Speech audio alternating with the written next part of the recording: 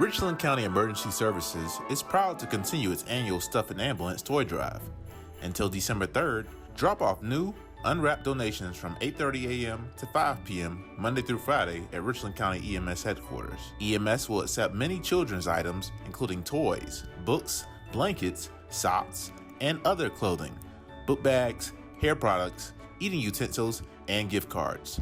All items will go to Richland County Court-appointed special advocates. This year, EMS aims to reach more than 1,700 kids with donations. To learn more about the Stuff an Ambulance, call 803-576-3409. Again, 803-576-3409.